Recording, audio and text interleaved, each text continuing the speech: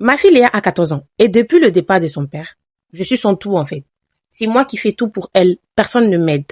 Je pensais connaître les limites de ma famille. Je pensais savoir en fait que vu que c'est ma fille, tout le monde allait la considérer comme ça et que il n'allait rien lui arriver chez nous à la maison. Tout a commencé ce jour-là. Un soir, je rentre du travail, je trouve que toutes les lumières sont éteintes, tout le monde dort, vraiment le silence total.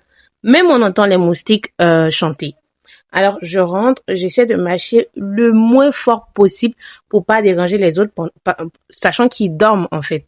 Et j'enlève mes chaussures, je commence à marcher à petits pas en allant vers la chambre de ma fille, histoire de voir, elle dort, elle est tranquille. En tout cas, histoire de la câliner parce que toute la journée, je ne l'ai pas vue et j'avais besoin en fait de la voir pour être rassurée, même si je suis bien rentrée à la maison.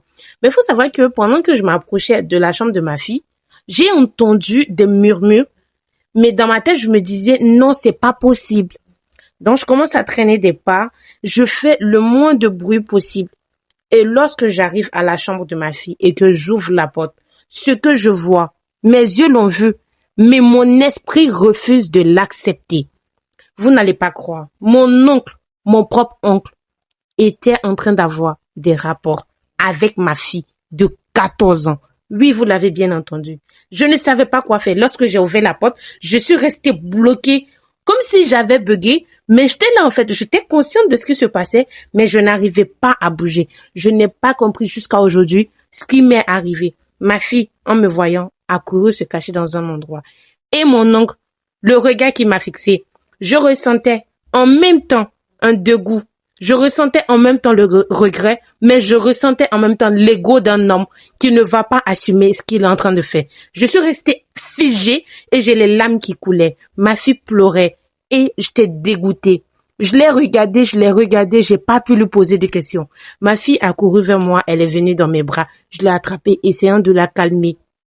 J'ai réveillé toute la famille pour qu'ils puissent voir ce qui se passait. Mais dites-vous que malgré ça, il y a eu des personnes qui étaient du côté de mon oncle et certains qui étaient de mon côté. Je suis restée là à me poser cette question en boucle dans ma tête, sachant que je n'ai pas pu lui poser cette question en face. Je me demandais, mais qu'est-ce qu'il faisait à ma fille? Parce que ce que mes yeux ont vu ne peuvent pas être vrai. Et ma fille me demande, pourquoi tonton m'a-t-il fait ça? Qu'est-ce que je dois lui répondre? Je ne sais pas. Elle ne parlait plus. Ma petite fille, joyeuse, souriante, était devenue tellement triste, comme si à l'intérieur elle était vide. Ma petite fille ne se sentait plus